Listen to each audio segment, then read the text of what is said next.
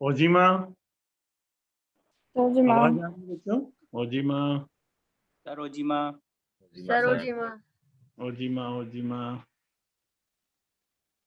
चलो आज आगे बढ़ते हैं हम लोग बेसिक कोर्स में, और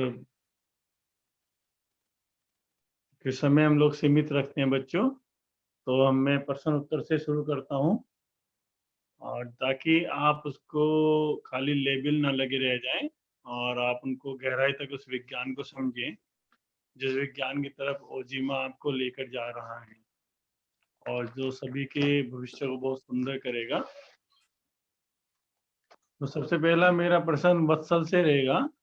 वत्सल, हाँ वत्सल। जी सर। हाँ बेटा, हम लोगों ने पिछली बार चक्रों तक का काम किया था, चक्र के विषय में कुछ जानकारी दी थी, थोड़ा डिस्कशन किया था हम लोगों ने। और जो जी। प्रश्न है हमारा बेसिक का 32 नंबर पर, तो ये प्रश्न है जीव द्रव्य शरीर बायोप्लाज्मिक बॉडी क्या है। इस विषय में थोड़ा बताएंगे वत्सल, जो जीव द्रव्य शरीर है बायोप्लाज्मिक बॉडी, ये क्या है? जी हाँ सर, ये हमारे शरीर के चारों ओर फैला होता है लगभग 4 इंच तक, और ये हमारी शरीर में प्राण ऊर्जा को पहुंचाने में मदद करता है। और एक साधक को इसकी निरंतर सफाई करते रहनी चाहिए, क्योंकि ये कभी कभी ना कुछ नेगेटिव अगर हम सोचते हैं या फिर नेगेटिव एनर्जीज के आसपास होते हैं, तो वो हमारी जो ऑरा है, जो हमारी बायोप्लाज्मिक बॉडी है, वो उसमें नेगेटिविटी आती है, डिसइंटीग्रेट या कंजेस्टेड हो जाती है वो, तो उसको सफाई करती रहनी चाहिए ताकि हम शुद्ध प्राण ऊर्जा को आसपास से ले सके, वातावरण से।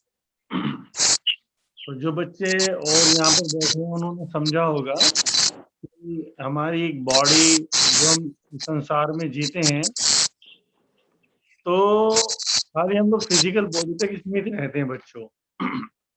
तो योग ने जाना है इसकी चारों तरफ एक ऑरा होता है जिसे बायोप्लाज्मिक बॉडी बोलते हैं, और उसका बड़ा महत्व है हमारी यात्रा में।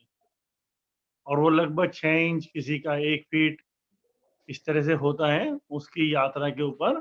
तो ये आपको पता लगा होगा, क्योंकि सारी यात्रा उस बायोप्लाज्मिक बॉडी से ही शुरू होती है, आध्यात्मिक यात्रा, तो उसको जानना जरूरी है।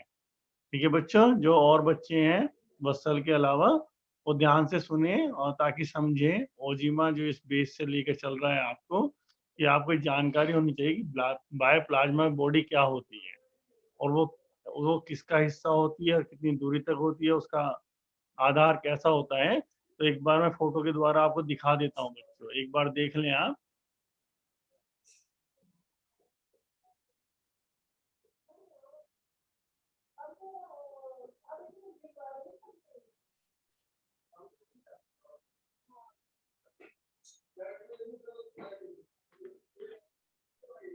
चलो आगे अगला। अच्छा, अभी देखो बच्चों, ये बॉडी है, जो फिजिकल बॉडी तो आप देख रहे हैं, स्किन सरफेस के नाम से एक लिखा है आउटर बॉडी, ठीक है ना।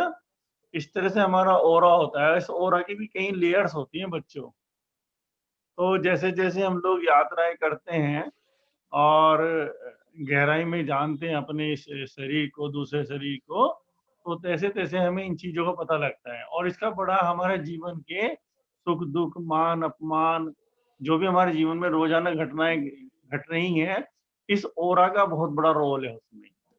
अचानक आपका कहीं काम हो जाना, अचानक काम ना होना, किसी का आपके साथ गलत व्यवहार करना या अच्छा व्यवहार करना, ये ओरा पे काफी हद तक निर्भर करता है। और ये ओरा बच्चों आपकी मैग्नेटिक फील्ड भी तैयार करता है। अगर ये इसकी क्षमताएं बहुत बढ़ जाएं, तो कोई भी व्यक्ति कैसा भी है, और अगर आपका मैग्नेटिक फील्ड में वो आता है, तो उसकी सारा नजरिया सोचने का, समझने का आपके प्रति सब बदल जाता है। वो आपके क्षेत्र में आ चुका होता है। तो इसलिए जितनी भी प्राणी क्रियाएं हैं, योग की क्रियाएं हैं, इस ओरा को बढ़ाने के लिए ही है बच्चों, है ना। तो मेरा अगला प्रश्न रहेगा अक्षय से। सर एक क्वेश्चन था। हाँ बताइए। सर ये पूछना था कि जैसे जो ऑरा होता है वो जैसे उसकी कोई लिमिटेशंस होती हैं, वो कहाँ तक जा सकता है या वो चलता जा सकता है, जैसे अनलिमिटेड किसी एरिया तक? हाँ, देखो माही, वैसे तो ये सभी का लगभग 6 इंच 1 फीट की दूरी तक ही होता है, लेकिन जो योग साधक होते हैं, जो साधनाएं कर रहे हैं, इनका ऑरा को काफी हद तक बढ़ाया जा सकता है ना? जैसे कहते हैं कि संतों का जो अनलाइटेड पर्सन होता है, ऐसा हमने पढ़ा है, जाना है, संतों के माध्यम से उनके 5 किलोमीटर तक की रेंज होती है ऑरा की। तो 5 किलोमीटर तक के एरियाज में जो घटनाएं घट रही हैं, उनसे काफी हद तक प्रभावित होती हैं वो। तो इसलिए संत लोग जिस कॉलोनी में रह रहे हैं, जिस शहर में रह रहे हैं, उनका प्रभाव भी उस शहर पर, उस कॉलोनी में, उस आसपास के एरिया में रहता है। घटनाएं तो अपने हिसाब से घटती ही रहती हैं, क्योंकि जैसे पॉजिटिव एनर्जी होती है, ऐसे निगेटिव एनर्जी भी होती है। वो काफी हद तक अपने काम करती रहती है। लेकिन कोई भी संत अगर किसी शहर में, किसी जिले में, किसी कॉलोनी में रह रहा है और बराबर वहाँ साधनाएं चल रही हैं बच्चों, तो काफी हद तक जो पॉजिटिव रेंज के जो लोग होते हैं, उनकी सुरक्षाएं होती हैं। और यही एक मुख्य कारण था माही, जो हमारे यहाँ अगर आप देखेंगे, जो कॉलोनियां कटती थी तो या कहीं पर भी कोई होता था, वहाँ मंदिर और मस्जिद का निर्माण कराया जाता था। उसके पीछे एक विज्ञान ये था बच्चों, कि वहां पर ऐसी साधनाएं रहें, जो लोग इस मार्ग पे जा रहे हैं उनको सुरक्षाएं भी साथ साथ होती रहे उनके द्वारा, एक एनर्जी डेवलप हो। तो वहाँ मंदिर मस्जिद से एनर्जी डेवलप होती थी, और ये साधक अपनी यात्रा से एनर्जी को डेवलप करता है। तो ये आपको, क्योंकि आप गलत मार्ग तो नहीं अपना सकते ना बच्चों, जो लोग गलत है, आप उस तरह से नहीं चल सकते, तो आप अपनी सुरक्षाएं कैसे करोगे? तो आपके पास एक ही साधन है सुरक्षा करने का, कि आप अपनी यौगिक जो साधनाएं हैं, उन पे ज्यादा समय दें, उनको बढ़ाएं आप, ठीक है ना? यहीं से, अन्यथा आप पिछड़ जाएंगे समाज में। तो जो गलत लोग हैं, वो तो गलत एनर्जी खींच रहे हैं, और उनको एनर्जी बराबर मिल रही है, ये भी समझ लो आप। तो हम लोग कहते हैं जी, हम लोग तो इतने सज्जन है, सीधे हैं, हम कहते हैं किसी वो तो इतना सीधा है, उसके साथ गलत हो गया है। तो मैंने एक पोस्ट में भी लिखा था इस विषय में, जो सीधा व्यक्ति है वो कोई साधना ही नहीं कर रहा है, और जो गलत व्यक्ति है वो बराबर साधनाओं में है। जो लोग राजनीति में हैं, वो बराबर 4-6 बजे उठ रहे हैं, दिल्ली बॉम्बे चक्कर लगा रहे हैं, अपनी क्षमताएं बढ़ा रहे हैं, गलत सलत काम कर रहे हैं, अपनी पावर बढ़ा रहे हैं, धन के माध्यम से, हर तरह के माध्यम से। लेकिन जो सीधा सज्जन व्यक्ति है, वो साधनाएं तो कुछ नहीं कर रहा है ना। तो ये जानने की जरूरत है आपको, कि एक जो सीधा सज्जन व्यक्ति है, वो साधनाएं उसको भी करनी पड़ेगी। उससे जो उसका ओरा निर्मित होगा, तब ये जब टकराएंगी, ऊर्जाएं टकराएंगी, आप देखेंगे काफी हद तक ये ऊर्जाएं कुछ भी नहीं उस ऊर्जा के सामने, क्योंकि प्रतिशतता निगेटिव एनर्जी की ज्यादा है, 90% या 85% निगेटिव एनर्जी है। तब भी केवल 15% लोग जो काम कर रहे हैं, उनके कारण से पृथ्वी रुकी हुई है। अगर आप इन रहस्यों को जानोगे, तो केवल 15% या 10% लोग हैं जिन्होंने इस पृथ्वी को थामा हुआ है, जो हमारी सबकी सुरक्षाएं कर रहे हैं, जो हम इस मार्ग पे चल रहे हैं, सबकी वो सुरक्षा कर रहे हैं, मुश्किल 10%। नहीं तो अगर वो 10% बीच में से हट जाए, तो एकदम से पृथ्वी एकदम से तहस नहस हो जाए। तो इतनी पावर पॉजिटिव एनर्जी की होती है। नहीं, पावर हमें कम क्यों दिखती है? हमें लगता है क्योंकि 90% लोग निगेटिव एनर्जी से ऊर्जा ले रहे हैं, और केवल 10% लोग जो ले रहे हैं, उन्हीं से सारी चीजें बहुत संचालित आप लोग सारे अपने काम करा पा रहे हैं, है ना? तो साधनाएं करो, अपनी क्षमताएं बढ़ाओ, जितनी ज्यादा क्षमताएं आपकी बढ़ती जाएंगी, आपका मतलब तो आपको 70-80 साल निकालने का है इस पृथ्वी पर। तो वो कैसे निकाल पाए आप? इन लोगों के बीच में रह के वो ऐसे ही निकालेगा, ठीक है? तो बहुत अच्छा पर्सन था माही तुम्हारा, और ये सब बच्चे सर भी एक प्रश्न पढ़ा सकते हैं। सर एक प्रश्न मेरा भी है सर। हाँ, बताइए। सर मेरे को ये पूछना है कि सर जैसे अभी आपने ओरा के बारे में बताया, तो सर हम इस चीज से मतलब चेतना के माध्यम से कनेक्ट हो सकते हैं, या फिर सर इस चीज को मतलब हम भाव के माध्यम से ज्यादा अपने अंदर ला सकते हैं? मतलब इसको कनेक्ट करने का मतलब ज्यादा से ज्यादा पॉजिटिव एनर्जी को इस ब्रह्मांड से, या फिर जैसे कि इस पूरे अस्तित्व में जो भी पॉजिटिव लोग हैं, जैसे अभी आपने बताया सर, उसको मतलब हम अपने अंदर कैसे उसको समावेशित कर सकते हैं, या फिर उसको कैसे खींच सकते हैं ज्यादा से ज्यादा?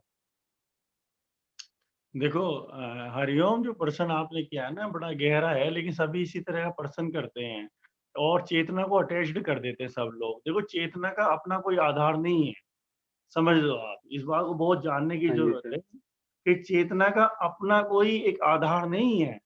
हम लोग जो निगेटिव लोग हैं वो भी वहीं से एनर्जी ले रहे हैं, जो पॉजिटिव लोग हैं वो भी वहीं से एनर्जी ले रहे हैं। वो कनेक्शन वाली जो बात है वो बहुत बात की बात है। हम बहुत जल्दी पढ़ लेते हैं चेतना की बातें, आत्मा की बातें, वो बहुत बाद की बातें हैं। ऊर्जा तो हम वहां से ले रहे हैं, पर उस स्थिति को जानना के लिए बहुत बहुत काम करने की जरूरत है ना। लेकिन अभी हम जिस संसार में रह रहे हैं, जिस समाज में रह रहे हैं, अभी तो हम जो जर्नल चीजें हैं, जो जर्नल चीजें उनके माध्यम से हम कनेक्ट हो सकते हैं, अपने ऑरा को बढ़ा सकते हैं।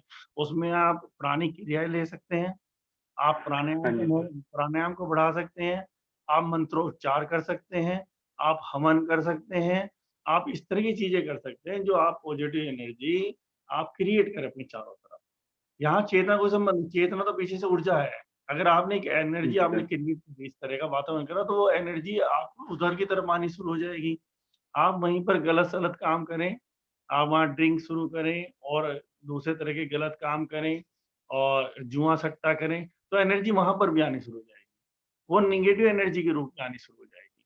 तो यहाँ पे देखने का मतलब ये है बच्चों कि एनर्जी तो अपना काम कर रही है, आप उसे किस तरह से एनर्जी को ले रहे हैं, है ना। फिर यहाँ पे एक पर्सन यस उठता सर। है, क्योंकि बहुत लोग कंफ्यूज हो जाते हैं। अब जितने मास्टर्स होते हैं उन्होंने भी ड्रग्स का प्रयोग करे हैं। ड्रंकन मास्टर हुए, मार्शल आर्ट में नंबर 1 मास्टर बोले जाते थे वो ड्रिंक करके सब करते थे। मांस भी खाया गया है हमारे यहाँ संतों के बीच में। तो वो बहुत बड़ा विज्ञान है, उसको अभी आप नहीं समझ पाएंगे, क्योंकि मैंने एक चीज जोड़ी तो मैं इसका सोल्यूशन देना चाहूंगा। जैसे ओशो पूरी तरह से बातों को खोला करते थे, मेरी कोशिश भी ये रहती है कि मैंने ड्रिंक किया, फिर जुआ सट्टा किया, तो संत लोग भी कभी कभी उन प्रयोगों में जाते हैं, लेकिन वो बहुत ही उच्च लेवल के प्रयोग होते हैं। तो अभी तो हाँ जी आपको सर। पॉजिटिव चीजें कैसे क्रिएट कर सकते हैं, तो आप प्राणिक क्रिया ज्यादा ज्यादा करें।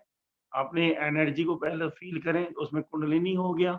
आप उसके एनर्जी को पहले उठाए तो सही, जाने तो सही कि एक और चारों तरफ से हमें घेर लेता है।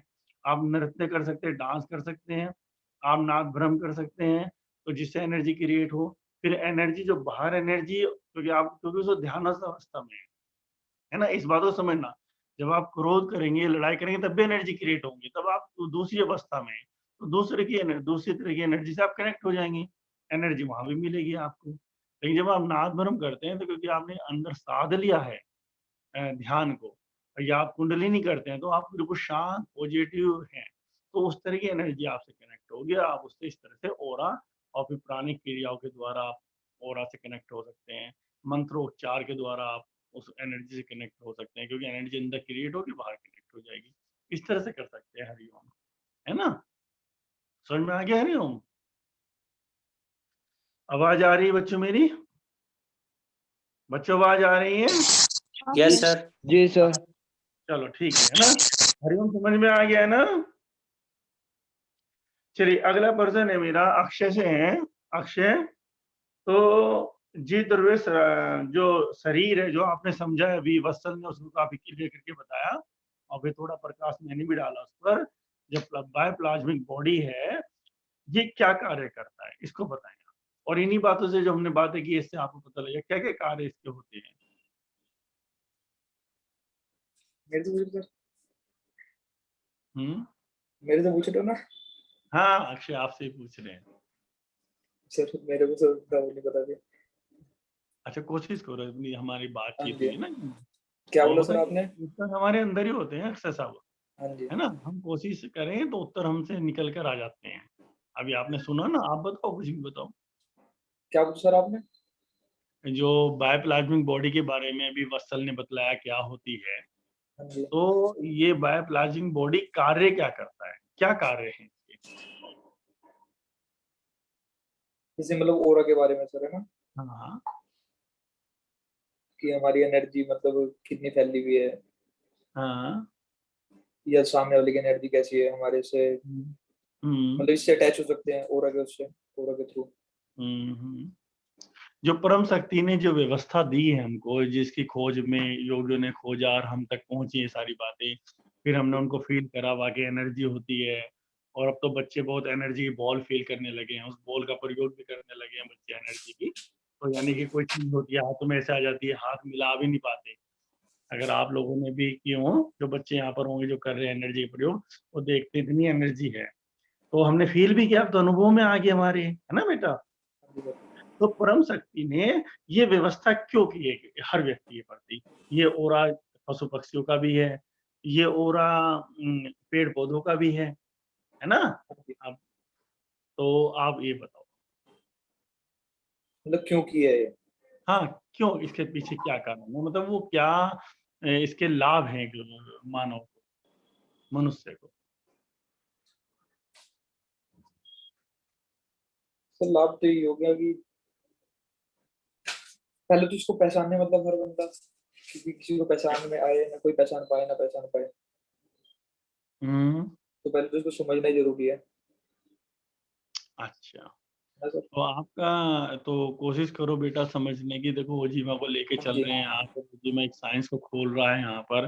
हाँ जी, ये साइंस की व्यवस्था कभी बड़े बड़े महानगरों में ही हुई है, लेकिन एक छोटे से शहर में सहारनपुर में इतना बड़ा काम हो रहा है, और तुम लोग सब बिखरे पड़े हो, और पचासों हजारों किताबें पढ़नी पड़ती है, तब जाके कोई चीज निचोड़ के आती है हाथों में, और आपको इस तरह से मिल रहा है सब हाँ जी, यहाँ पर। तो ये सौभाग्यशाली हो, आपको इनमें थोड़ा सा घुसना चाहिए, जानना चाहिए, है ना। हाँ जी। तो माही से मेरा प्रश्न है, माही, ये जो बायोप्लास्टिक बॉडी, इसकी कार्य क्या है बेटा? माही, माही, माही है यहाँ पर? सर है हाँ बेटा बताओ, मेरी आवाज आ रही है ना? सर, एक सेकंड दीजिए मुझे, मैं आती हूँ, एक सेकंड।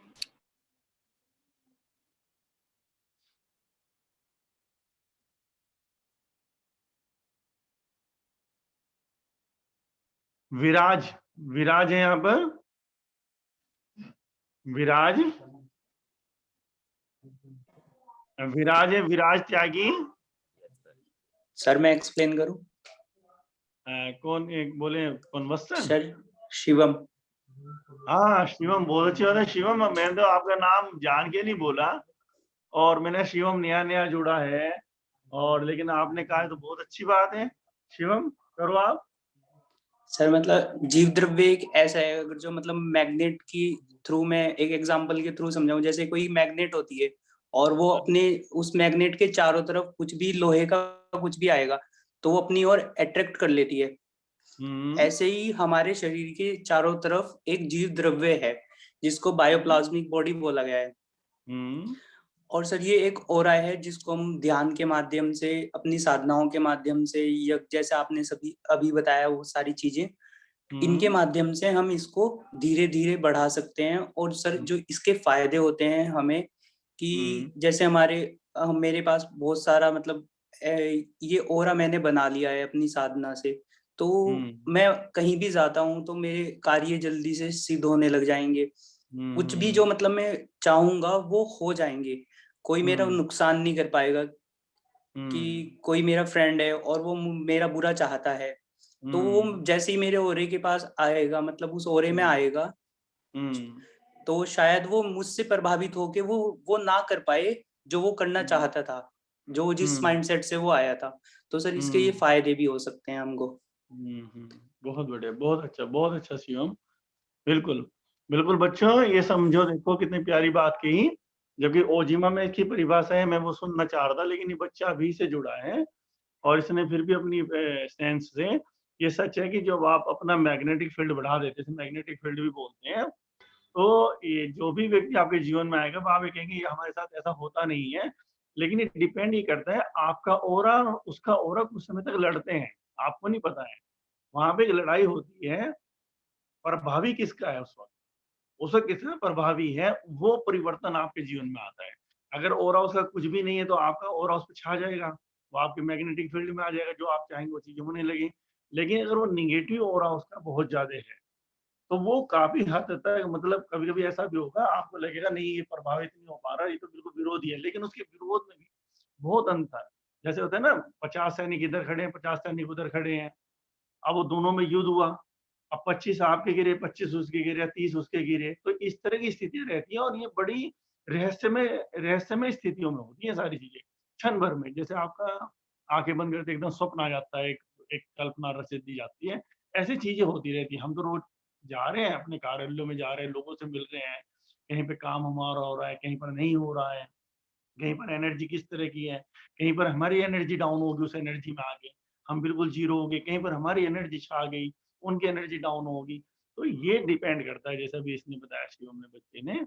तो इस तरह से, तो ये यहाँ पर आपको ये मैसेज देने की कोशिश करी जा रही है, आप ज़्यादा से ज़्यादा तप करो, ज़्यादा से ज़्यादा मेहनत करो। अपने, अगर आपको इस जीवन में बहुत सुंदर तरीके से जीना है, तो अपने ऑरा को ज़्यादा से डेवलप करो आप। जितना भी ऑरा हो, जितना आप तप करोगे, आपकी चीज़ें बहुत ईज़िली यहाँ पे घटने लगेंगी, ताकि आप अध्यात्म, ये नहीं कि हमें बहुत ज़्यादा लोभ में पड़ जाना है, लालच में पड़ जाना है, गलत-सलत चीज़ों को खींचना है अपने लिए, नहीं, ये नहीं है। आप और अच्छी यात्रा कर सको, क्योंकि जितने भी जीवन में लोग हैं, ये बाधाएँ डालते हैं हमारे जीवन में। हम आध्यात्मिक यात्रा करने जा रहे थे, हम लोग कहीं कार्यालय में गए, या जहाँ हम लोग नौकरी कर रहे हैं, या जहाँ हम लोग बिज़नेस कर रहे हैं, वहाँ इतनी प्रॉब्लम्स ने हमें घेर लिया, तो हम अपनी आध्यात्मिक यात्रा ही नहीं कर पाते। तो उस यात्रा को कर पाएँ और हर आदमी हमारे साथ सहज होता चला जाए और हमारे रास्ते खुलते जाएँ, इसलिए साधनाओं को कहा है योग में कि ज़्यादा से ज़्यादा साधनाएँ अपनी करो। ठीक है बच्चों? तो एक दूसरा ये था, जो जीव प्लाज्मिक बॉडी की जो ओजिमा वो है बेटा परिभाषा शिवम, वो आप भी सुन लो। प्रत्येक व्यक्ति के शरीर के चारों ओर, नहीं, भौतिक शरीर के चारों ओर फैला होने के कारण भौतिक शरीर में प्राण शक्ति को पहुंचाता है। वह भौतिक शरीर के चारों ओर एक सुरक्षा आवरण बनाता है। साधक को निरंतर इसकी सफाई करते रहनी चाहिए, जैसे उसने वत्सल ने बताया था। तो ये जो ऑरा हमारा होता है ना, ये जो हम लोग कॉस्मिक एनर्जी जो हम लोग जी रहे हैं ना, यहाँ पे सभी लोग प्राण प्राण शरीर प्राणी के जो प्राण है उससे जी रहे हैं हम बच्चों। तो प्राण को जो खींच रहा है ना, जो प्राण को हमारी बॉडी को अंदर चक्रों को दे रहा है, ये ओरा दे रहा है, ओरा खींच रहा है, ओरा से उसका कनेक्शन है। तो जो प्राण गिर रहे हैं ना, इस ओरा में प्रवेश कर रहे हैं, और ओरा में प्रवेश करके बच्चों, जो प्राण कह दो, एनर्जी कह दो, वो हमारे चक्राज में जा रही है। चक्राज उसको यूटिलाइज कर रहे हैं सब पूरी बॉडी में, फिर चक्राज वहां से खींच कर उसको बाहर फेंक रहे हैं, ये ओरा उसको बाहर फेंक रहा है। समझ में आ रहा है? ये मुख्य काम अस्तित्व ने दिया है, जो अस्तित्व ने जो काम दिया वो ये काम दिया है ना, इसको समझने की जरूरत है। अभी क्यों करना जरूरी है बच्चों?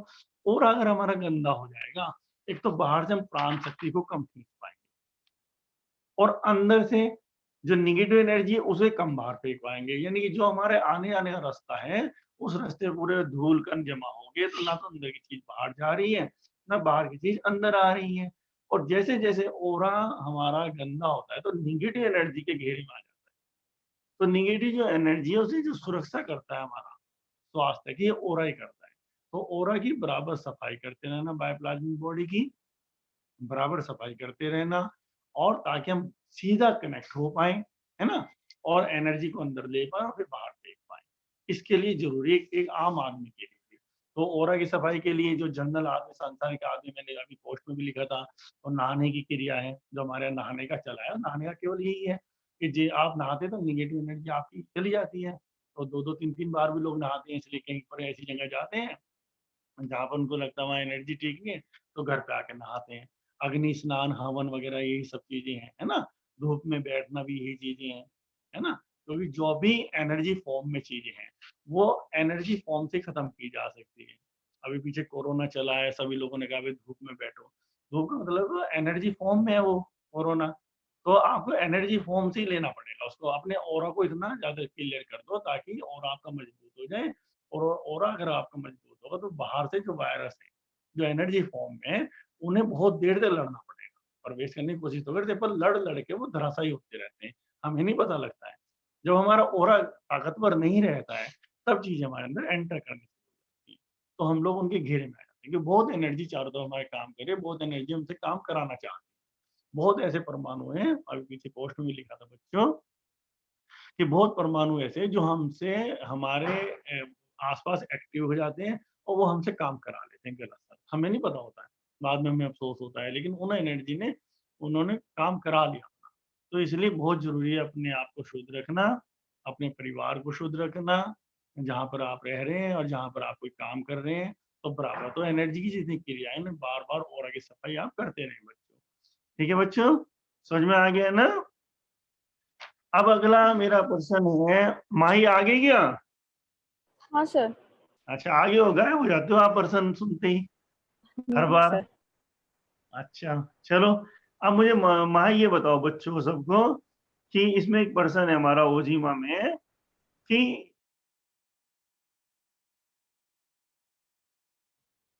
सफाई करने के लिए साधक को सर्वप्रथम क्या करना चाहिए? अपने ओरा की सफाई करने के लिए उसे क्या करना चाहिए? ये प्रश्न हमारा है। सर ऑरा की सफाई के लिए क्या करना चाहिए सबसे पहले, उसे क्या करना चाहिए? सर ऑरा की सफाई के लिए एक्सरसाइजेज जो होती है, एनर्जी वाली एक्सरसाइजेज जो कई बार जैसे थाई की कराते समय पहले ऑरा की सफाई करवाते हैं, वैसे वो जो एनर्जी एक्सरसाइज है वो कर सकते हैं। अच्छा अच्छा, सबसे पहले क्या करें? सबसे पहले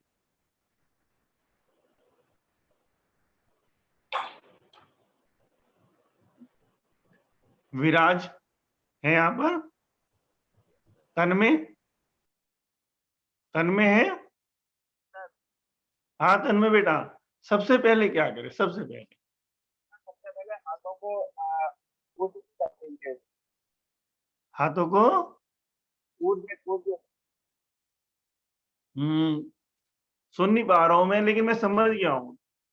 जो माही यही जवाब देना था कि जो ओजिमा में भी लिखा है सबसे पहले जो काम है, अब हमने कहा कि एनर्जी एक्सरसाइज तो करें, पर एनर्जी एक्सरसाइज करेंगे किस चीज से? हम लोग हाथों से करेंगे।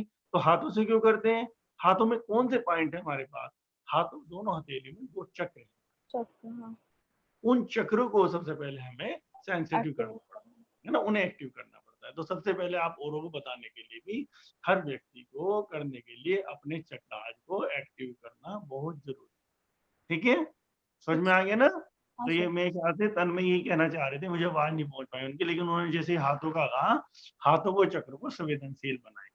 तो मेरा यहाँ पे राज कौन है? राज बच्चा, राज है यहाँ पर। जी सर। ईशान, राज कौन है? राज सर मैं हूँ चेतन सर। अच्छा, ओ चेतन मयंक चेतन सर। राज। अच्छा अच्छा, चेतन राज। चेतन राज बताओ कि हमें हाथों के चक्रों को सेंसिटिव करने के लिए क्या करना पड़ेगा? जी सर, कौन आवाज नहीं, सी? आप क्या कह रहे सर? अपने ओरा की क्लींजिंग के लिए जरूरी है हाथों के चक्र को एक्टिव करें। ठीक है, जी सर। इतनी बात तक हम लोग पहुंचे हैं। वो कैसे जी एक्टिव कर सर। सकते हैं हम हाथों के चक्रों को? तो पिन वो पॉइंट दबाने से सर हाथों की, और एक्सरसाइज करने से हाथों वाली को। हाँ बहुत अच्छा है। और क्या करना है हमें? और और सर क्या करना है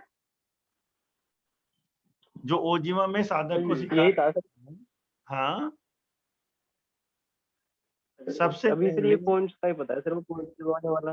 ये तो बिल्कुल सही कहा है आपने। सबसे पहले अपने हथेलियों के पॉइंट को अंगूठों से एक्टिव कर दो, ठीक है ना? उसके बाद जी क्या सर। करना है? उसके बाद क्या करना है?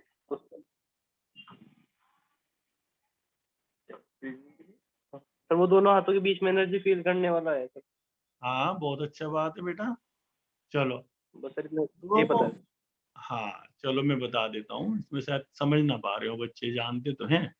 तो उसमें क्या करना है बच्चों, जो भी यहाँ बच्चे हैं और सब बैठे हैं, एक साधक के लिए, खासकर ओजिमा साधक के लिए जरूरी है निरंतर रोजाना एक कार्य उसे करना है। एक तो इस जगत के हित में बहुत बड़ा कार्य है, और एक वो अगर एक अच्छा हीलर बनना चाहता है, हीलर नहीं भी बनना चाहता है, वो अपनी सुरक्षा करना चाहता है इस तरह की एनर्जी से, तो दोनों चक्रों को एक्टिव करे बच्चा और कॉस्मिक एनर्जी को ले फील करे। दोनों हाथों को ऐसे उठाकर, है ना, मेरे हाथ दिख रहे हैं, ऐसे हाथों को उठाकर ऐसे फील करे दोनों में, और जब फील हो जाए, जब उनको एनर्जी आनी शुरू हो जाए, महसूस होता है कि प्रकाश की किरण हाथों को भेद रही है, इतनी इतनी पावर से महसूस होता है वो भेद रही है, और उसको एनर्जी को लेकर हमें पृथ्वी को देना है, नीचे की तरफ करे। फिर उसको लगता है कोई हमारे हाथों से एनर्जी जा रही है और पृथ्वी में जा रही है। इसको रोजाना हर साधक को करना है, 3 बार तो कम से कम करना है। बाकी दिन में जितनी बार भी हो सके करे, क्योंकि वो आप उतने ही अभ्यस्त होते जाएंगे एनर्जी को लेने के। एनर्जी लेना है, पृथ्वी को देना है। तो एक तो ये हमारा बॉडी सेंसिटिव हो जाता है एनर्जी के प्रति। तो एनर्जी तो बह रही है, यहाँ पे सारी चीजें हैं बच्चों, लेकिन हमारा अटेंशन होना जरूरी है। हम जहाँ पर भी जिस चीज के प्रति अटेंशन होते हैं, वहां से ऊर्जा हमारे बहने लगती है, ठीक है ना? अगर हम अटेंशन नहीं है तो वो ऊर्जा हमारे पास बहती नहीं है। इसलिए यहाँ जितने तरह के लोग हैं उनको अलग अलग तरह से संसार दिखता है। किसी को मान लो कपड़े सुंदर लगते हैं तो उसे कपड़े दिखेंगे मार्केट में, किसी को खिलौने सुंदर लगते हैं तो खिलौने दिखेंगे, किसी को किताबें सुंदर लगती है तो उसको किताबें दिखेंगी। जिधर वो अटेंशन है उधर उधर ही हमारी एनर्जी एक दूसरे का बहनी शुरू हो जाती है। तो हमें अटेंशन होना बहुत जरूरी होता है। तो एनर्जी के प्रति अटेंशन रहो हर वक्त, एनर्जी को लो और पृथ्वी को एनर्जी दो, क्योंकि पृथ्वी को एनर्जी की जरूरत भी है और हर एक साधक का जरूरत है कि इन दोनों का कम्युनिकेशन कभी ना बिगड़े। ये दोनों पे बड़ी जिम्मेदारी है, पृथ्वी पर और आकाश पर। और पृथ्वी और आकाश की जिम्मेदारी को जो कनेक्शन बनाने का काम करता है वो मानव कर सकता है, मनुष्य कर सकता है बच्चों। कोई पशु नहीं कर सकता, पेड़ पौधा नहीं कर सकता। वो लोग ले सकते हैं काम, तो वो भी कर रहे हैं, लेकिन वो सहज काम कर रहे हैं। लेकिन जो उसको काफी हद तक बढ़ा देता है एनर्जी को, नीचे की एनर्जी को ऊपर ले जाता है, वो जो काम करता है वो मानव कर सकता है अपने द्वारा, क्योंकि उसके पास ऐसी एक शक्ति दी है, ऐसे चक्राज उसके डेवलप हुए हैं, वो सीधी एनर्जी को खींच सकता है। सभी जितने पशु पक्षी हैं उनके चक्राज इतने डेवलप नहीं होते हैं, है ना। तो केवल मनुष्य के इतने चक्राज डेवलप होते हैं, वो एनर्जी को खींच सकता है, पृथ्वी को दे सकता है। और फिर बहुत ज्यादा क्रियाओं से पृथ्वी की एनर्जी को भी वो आकाश को दे सकता है, वो शुद्ध हो जाती है एनर्जी। ठीक है बच्चों, तो हाथों को लेना है और हाथों में एनर्जी को लेना है और पृथ्वी को देना है, ये हर बच्चे को करना है। देखो, अगर बहुत बड़े जीवन में तुम्हें ऐसी घटनाएं अपने जीवन में घटानी है और इस निगेटिव जो समाज, इससे सुरक्षा में रहना है, तो ओजीमा इसमें बहुत बड़ी पहल करता है, जो तुम्हें पूरी तरह से एक सक्षम बनाएगा, एक जैसे सशक्त मानव हो, वो मानव तुम यहाँ पे बन सकते हो अगर तुम ईमानदारी से काम करोगे। लेकिन बार बार तुम्हारी सबकी ऊर्जाएं भटक जाती हैं, कहीं कहीं पहुंच जाते हैं आप लोग, और तुम लोग इतने प्यारी शोल है सबके पास, मैं देखता हूँ कि यार ये बच्चे तो कुछ कर सकते हैं, लेकिन समाज तुम्हें अपनी तरफ बार बार खींच लेता है और तुम उन्हीं लुभावनी चीजों में जाकर फंस कर फिर उसी तरह आके वहीं गिरते हैं जहाँ सारा समाज गिर रहा है। तो फिर भी बचने की कोशिश करो यहाँ से। तो मेरा अगला प्रश्न है ईशान से। ईशान, ईशान है यहाँ पर? ईशान? Yes sir. हाँ ईशान बेटा, एक प्रश्न है इसमें कोर्स में आपके कि चेतना शरीर का संचालन कैसे करती है?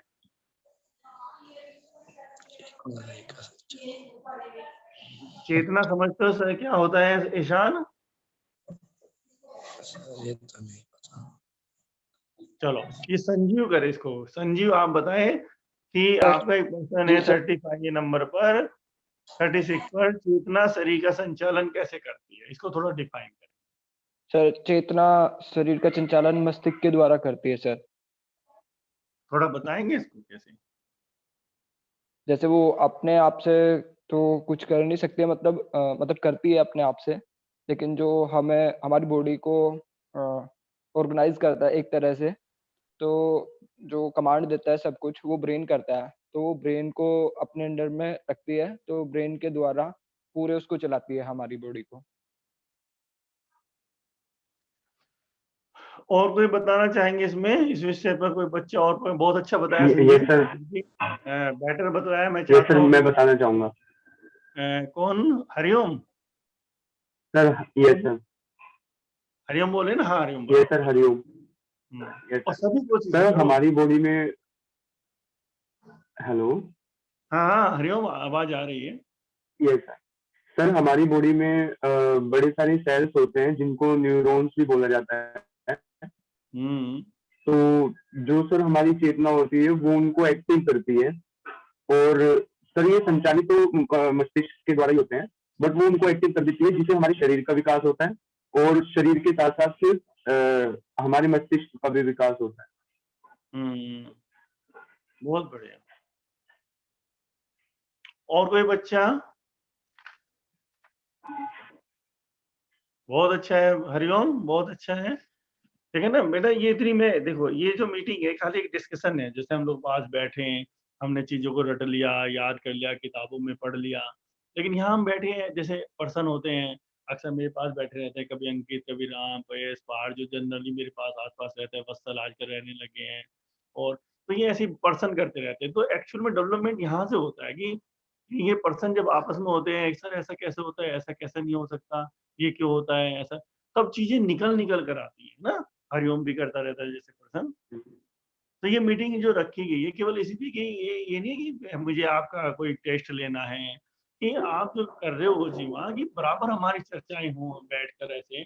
और मैंने टाइमिंग भी केवल इसमें 40 मिनट इसलिए रखा है, किसी को ये भी बर्डन ना हो। तो ये नितेश जैसे भी हैं यहाँ पर, बड़े प्रतिभाशाली हैं नितेश, लेकिन फिर उसकी एक लिमिटेशन है 40 मिनट की बस। तो है नितेश यहाँ पर आज? नितेश है? तो काफी लोग हैं, वो केवल इसीलिए रखा है समय को कि कोई बोर भी ना हो। उसे पता है 40 मिनट है और वो अपनी पूरी एनर्जी के साथ रहे। फिर कितना भी जरूरी बात हो मैं वहां से क्लोज कर देता हूँ और फिर अगले जब मीटिंग होती है उसमें बात करते हैं आगे। तो बेटा ये समझने की बात है यहाँ बच्चों कि पहले तो हम लोगों ने पढ़ लेते हैं चेतना है, आत्मा है, शून्यता है। हम चीजों को बस पढ़ लेते हैं, फिर कहते हैं मेरी आत्मा ने गवारा नहीं करा, अरे मेरी आत्मा ने। ये सारे संस्कारों की बातें होती है आत्मा के विषय में जानने के लिए। तो बहुत ही यात्राओं की जरूरत है, लेकिन फिर भी थोड़े थोड़े एक एक कदम हम लोग बढ़े। बच्चों इसको थोड़ा सा समझें, इन्हीं चीजों से हम लोग समझ पाए आपस की चर्चाओं के माध्यम से कि जो ये चेतना होती है आपकी, देखो इसमें ना बहुत बड़ी समझ है, बहुत बड़ी यात्राएं हैं, लाखों लाखों वर्षों से जो चलती आ रही हैं यहाँ पर, है ना। और जितना भी संत लोग, योगी लोग वहां तक पहुंच पाए, खोज पाए, उस रहस्य को खोल पाए, उन्होंने अपनी किताबों में अंकित करा। उसके बाद उन्होंने जो और लोग है फिर उन्होंने और प्रयोग करे, फिर उन्होंने कुछ और उसमें जोड़ा है, ठीक है ना। तो आप इसको थोड़ा सा ऐसे समझो, ये एक बहुत बड़ी समझ है चेतना, ठीक है ना। ये कई पहलुओं पे काम करती है, कई पहलुओं से। तो एक तो ये मैं केवल इसलिए बता रहा था कि आप अपनी खोज के द्वारा भी वहां पहुंचे, है ना। एक तो मैंने कहा कि मस्तिष्क के द्वारा अपना संचालन कर दिया, वहां मान लो आपने ये याद कर दिया तो आप यहीं तक सीमित रह जाएंगे, नहीं ऐसा नहीं। इसके कई पहलू हैं।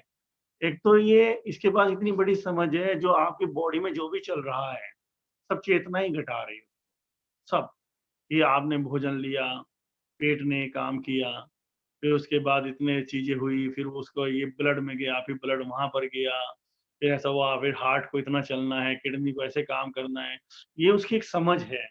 उस समझ के द्वारा सारी सेल्स संचालित हो रही है, उनके पास अपनी सारी समझ है। चोट लग गई तो अब उन्हें क्या करना है, सेल्स को कहाँ पहुंचना है, कहाँ नहीं पहुंचना है, कहाँ रुक जाना है, कहाँ उन्होंने ऐसा करना है, कहाँ नहीं करना है, कहाँ क्या रिएक्ट करना है, अब शरीर के माध्यम से चीज बाहर फेंक देनी है या रख लेनी। उनके पास सारी अपनी समझ होती है ना। तो एक तो उसका ये पहलू होता है बच्चों। एक ही होता है जैसे हम ये जन्म दर जन्म हम लोग डेवलप करते हैं, तो चेतना हमारे न्यूरॉन्स के माध्यम से, है ना, न्यूरॉन्स के माध्यम से ये डेवलप करते हैं हम लोग। इसको आप दूसरे तरीके से समझे आप कि एक तो उसका काम चल रहा है ये, ठीक है, एक उसे और डेवलप होना है बच्चों। तो वो कैसे हो, जब आप कोई चीजें करते हैं, आपने देखा ना एक बॉडी बिल्डर है, बॉडी बिल्डर जब पूरा भाव करता है बॉडी, तो उसके बॉडी के पार्ट डेवलप हो जाते हैं, ठीक है ना। कोई मार्शल आर्टिस्ट है तो उसके अंदर वो चीज आनी डेवलप होनी चाहिए। कोई गायक है तो उसकी तरह की आवाजें डेवलप होनी शुरू हो जाती है, समझ में आ रहा है ना। और कोई संगीतकार है तो संगीत में वो काफी चरम स्थिति तक पहुंच जाता है। तो यानी कि जहां पर वो तप करता है, तो जब तप करने पे आपके ब्रेन के अंदर अलग अलग अलग अलग पार्ट बने हुए हैं, जब वो उसकी एनर्जी उस वाले पार्ट पे जाती है तो वहां के माध्यम से वो डेवलपमेंट लेती है और रहस्य खुलने शुरू हो जाते हैं। तो ऐसे ब्रेन के माध्यम से जो व्यक्ति जो भी तरीके का होगा, उसका ब्रेन उसी तरह की चीजों को डेवलप करना शुरू कर देगा, ठीक है ना बच्चों, समझ में आ रहा है ना। और ऐसी ही हमारी यात्रा है, जो जब जब हमें जरूरत पड़ी, चेतना का डेवलपमेंट हुआ, उन चीजों को हम लोग अपने शरीर में खोलते चले गए। या आंखों की जरूरत पड़ी तो आंखें खोलिए, कानों की जरूरत पड़ी तो कान खोले हमारे, है ना।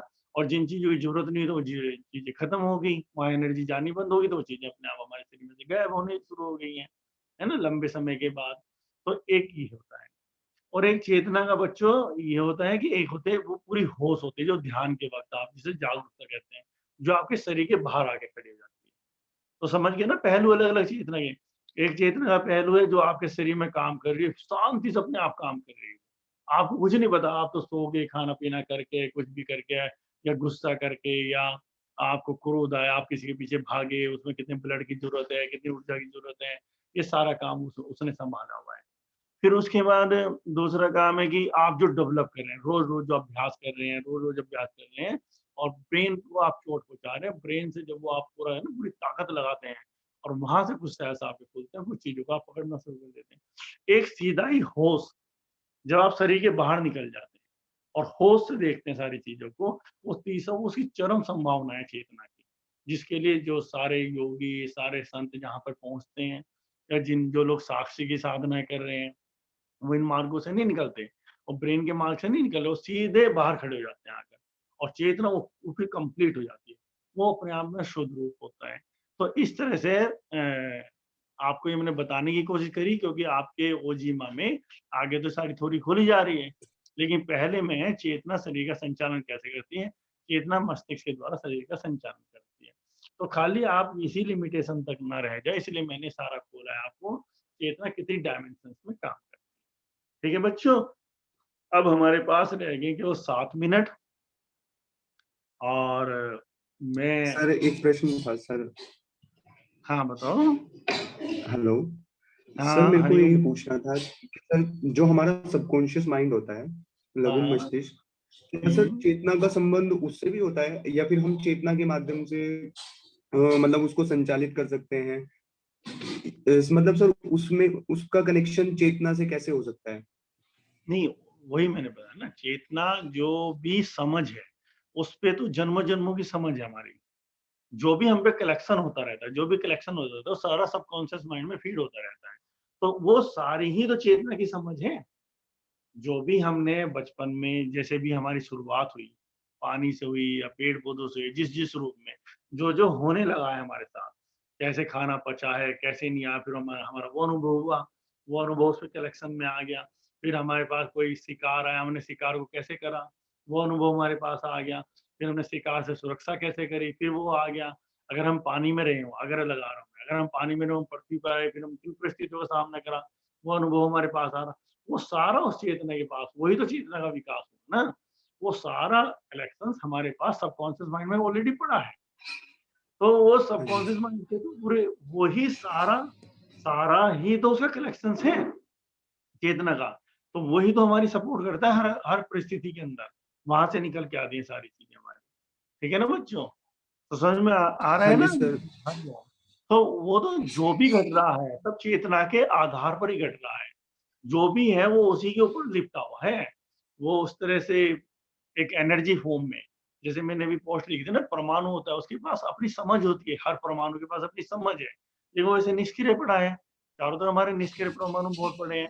और जैसे ही हम कोई हाँ वातावरण जी सर। निर्मित करेंगे, वो निष्क्रिय परमाणु अपनी समझ को उसके साथ जोड़कर हमारी समझ को पावर बढ़ा देगा।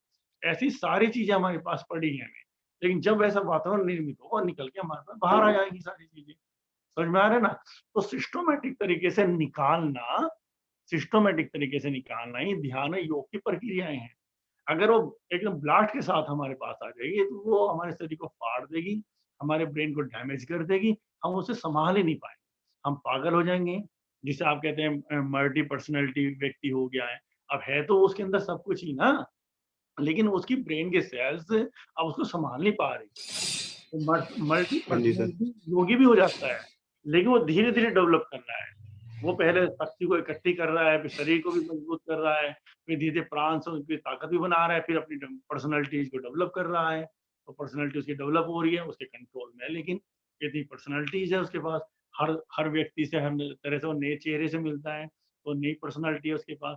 एक ही पर्सनैलिटी इतनी हो गई कि वो बोलते बोलते बोलते बोलते भूल ही गया, तो यानी कमांड नहीं रहा उसको, तो भूल गया वो कहाँ कितना बोल रहा है, कितनी बातें कर रहा है, बात तो वो भी कर रहा है, पर्सनैलिटी आ रही है उसकी निकल के बाहर, लेकिन वो पर्सनैलिटी उसको उसके ब्रेन की कमांड मिली।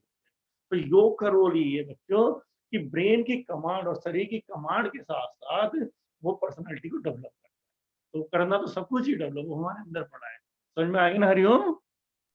Yes sir, okay. हाँ, तो थैंक जितना यू भी सर। समझ में आ पा रहे हैं हरिओम, तो हाँ जी सर। मेरे ख्याल से समय हो गया है ना। अगली बार मैं बैठूंगा तो रेड बेल्ट रहेगा और इसमें एक पर्सन वो रह गया है, 3 पर्सन रह गए हैं, वो सब लोग याद करके रखें। कुंडली में 12 भाव और राशियों के नाम सिस्टमेटिक। देखो अगले के लिए आप अभी से तैयारी शुरू कर दें। ग्रह, क्योंकि अगर मैं यहीं अटका तो मैं यही बताता रहूंगा, और अगर आप इनको याद कर पाए तो मैं इन पे और प्रकाश डालूंगा। क्योंकि अगर आपके जीवन में, मेरा आपके जीवन में ज्योतिष को लाना, एस्ट्रोलॉजी को लाना, ये बच्चों बिल्कुल उद्देश्य से नहीं है कि हम अपने लाभ में, लालच में हम ये करना है, ये पाना है, इतना ना। आप केवल अपने आप को समझ जाओ, आप कौन क्या हो, किस तारीख में आपने जन्म लिया, इसी तारीख में आपने क्यों जन्म लिया, कुंडली में आपका ग्रह क्यों बैठा है, क्यों नहीं बैठा, आपको क्या होना चाहिए था, क्या नहीं होना चाहिए था, आपको कोई एक अच्छा राइटर होना चाहिए था। अगर आपका कोई भी ग्रह, मान लो कोई बुध है, तो आप हो सकता है राइटर, लेकिन आप कहीं और हैं। अगर आपका शुक्र है तो हो सकता है आपको फिल्मों में या कहीं पे पर्दे वाली जगह पे होना चाहिए था, निश्चित रूप से। और आप इंजीनियर, चिकित्सक बने बैठे हैं, तो आप जीवन में कुंठा में रहेंगे ही रहेंगे, है ना। आपका मंगल है तो आपको सेना में होना चाहिए था, देशभक्त होना चाहिए था। और आप बैठ के कहीं ऐसी जगह जहाँ आप छोटी सी जॉब करें तो आपके रोज झगड़े होंगे वहां पर, आप बर्दाश्त ही नहीं कर पाएंगे। तो कहने का मतलब ये है कि हमें ये जान लेना, और अभी भी हम पे समय है, बहुत ज्यादा उम्र आप लोगों की नहीं हुई है, आज इतने भी हैं, तो आपको अभी से उसे चेंज करना शुरू करें, धीरे धीरे अपने जीवन को जिए, क्योंकि आप ये जीवन मांग के लाए हैं। आपने मांगे हैं 60-70 साल अपने, कि मैंने इस बार ये काम कर रहा है, और आप अगर उसी कुंठा में रहेंगे, और उसी तरह का जैसे आप जिस ग्रह को ले गए हैं वैसा ही स्ट्रक्चर ऊपर वाले ने दिया, आप देखेंगे हर जब आप ज्योतिष को जानोगे स्ट्रक्चर भी वैसा ही लेकर आया है। वो सारी चीजें लेकर आया है, लेकिन वो समझ नहीं पा रहा है, तो वो वहां इसलिए कुंठित रहेगा। और उसमें उसका दोष नहीं है, ये समाज है हमारे आसपास, है ना। तो कम से कम दो बातें होंगी, कि एक तो आप अपनी लाइफ को बहुत सुंदर बना लोगे धीरे धीरे, कि भाई ये चीजें हैं मेरे साथ, और ये ग्रह मेरे प्रभावी हैं, ये ग्रह मेरे इस तरह से काम करेंगे, क्योंकि मैंने मांगे हैं खुद ही, मैंने ये ग्रह मांगे हैं इस बार के लिए।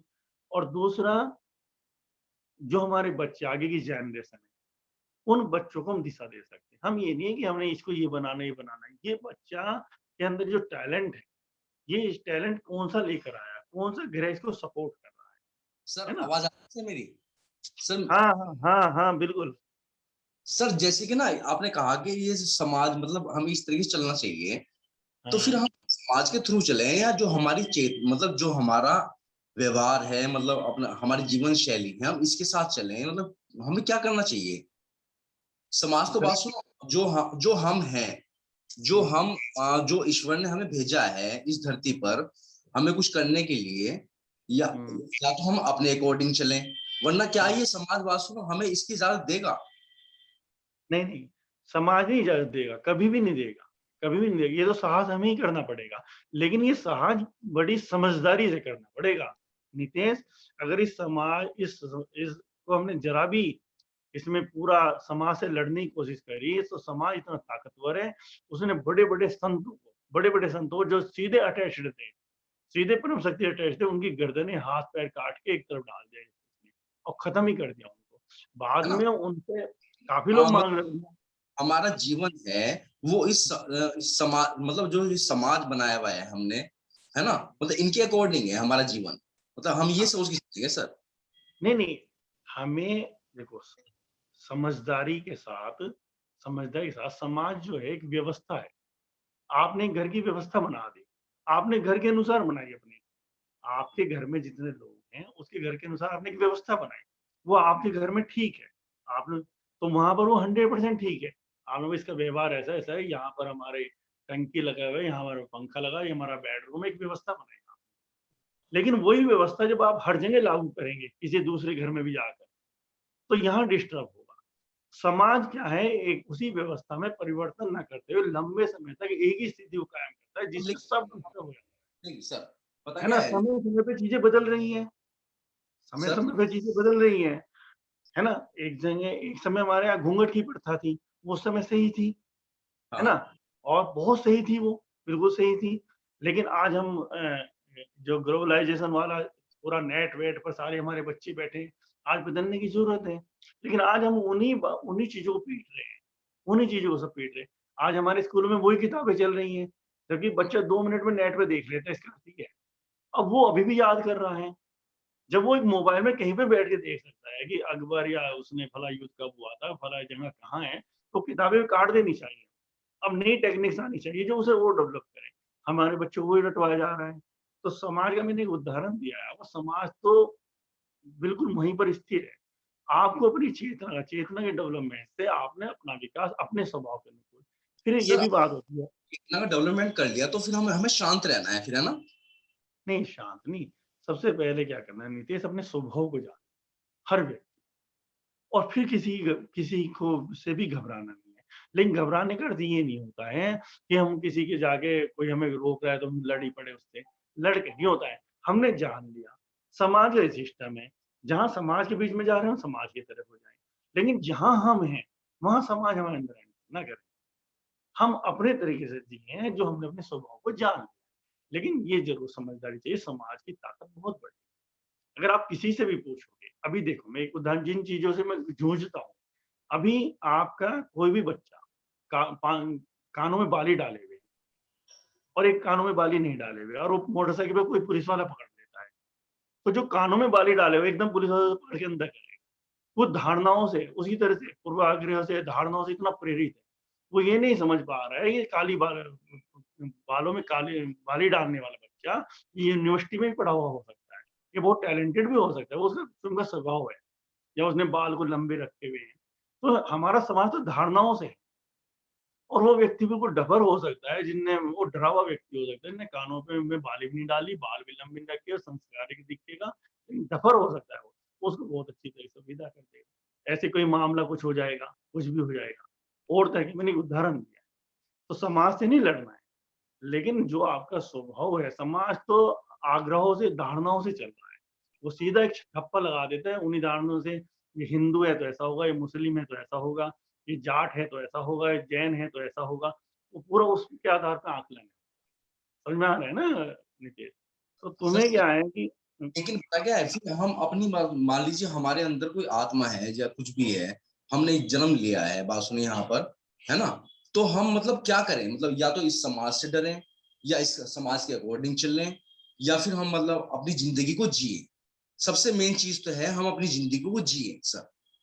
बिल्कुल बिल्कुल ऐसा ही है। जिंदगी देखो को हर जिए। एक उत्तर अलग है, ये उत्तर मैं इतना जो खोल के दे रहा हूँ केवल तुम्हारे कारण नहीं दे रहा हूँ। हाँ सर, मुझे मालूम है, लेकिन हम इतना ना पूरों को खोल के देने की जरूरत नहीं है, तुम्हारे कारण दे रहा हूँ, क्योंकि तुम किसी से भी टकराने की क्षमता भी रखते हो।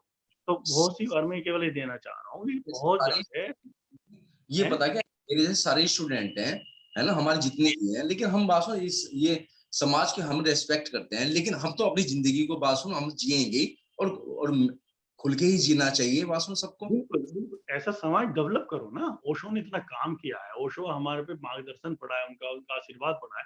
डेवलप करो, आप लोग सारे बच्चे हो, डेवलप करो, गिल्टियों से निकलो, पहले दूसरों की निंदा करनी बंद करो। अभी भी क्या है कि हम लोग अपने आप को तो अच्छा मान रहे हैं चीजों को, दूसरों की निंदा कर रहे हैं, दूसरों की निंदा ही है, आपसे जुड़ के जीने का मौका दिया जाए। करते हैं, कोई बुरा काम नहीं करते हैं, नहीं है ना? आप नहीं करते, हमारा पूरा समूह ऐसा तैयार हो ना, हमारा हाँ, पूरा समूह कैसे तैयार हो। हाँ, तो ये तो हम लोग, आप लोग ही तैयार करोगे बच्चे, और हो रहा है ओजीमा ओजीमा में जिस तल की बातें होती है, जिस तल की, वो तो कहीं पर बड़ी-बड़ी यूनिवर्सिटी में नहीं हो रही बातें, जिस तल पे बातें ओजीमा में हो रही है ना नितेश? तो कहने का अर्थ ये है, जीना तो अपने तरीके से ही है। मेरा अर्थ था वहाँ पे, जब मैं एस्ट्रोलॉजी पे बोल रहा था, पहले आप जान लो आप कौन है, क्या ठीक है ना? और उसको जानने के बाद मेरा स्वभाव है। तो और वो हमें सिखाती है कि कहाँ हमारा गुस्सा नुकसानदायक है, कहाँ नहीं है। तो वो भी हमें समझ देती है, कहाँ हमें नुकसान होंगे।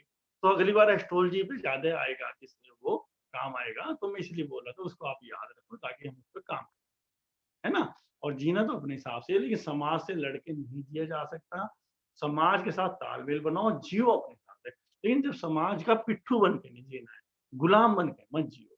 अपना जीवन तुम अपना, अपने पति के साथ, अपनी पत्नी के साथ, अपने बच्चों के साथ, अपने मित्रों के साथ जब आप रहो, तब तो समाज में भी ना, तब तो अपने तरह का जीवन जियो। और वो जी रहे हैं, जितने भी ओशो के लोग हैं जो ओशो गहराई से पढ़ रहे हैं, अपना जीवन जी रहे हैं, बहुत अच्छी तरह से जी रहे हैं, है ना? समझ में आ रहा है ना? तो खत्म करें, ठीक है नितेश? तो बच्चों, सभी आप लोगों ने इतना समय दिया एक नए जगत के निर्माण के लिए। आप जितने दिन भी हैं, जब तक बैठे साथ में, धन्यवाद। आपकी एनर्जी से एक माहौल बना। सभी बच्चों, ओजीमा ओजीमा सर। ओजीमा ओजीमा सर। सर। सर ओजीमा। ओजिमा ओजिमा सर ओजिमा ओजिमा ओजिमा बच्चे ओजिमा सर। अगली बार सब जो है याद रखिए।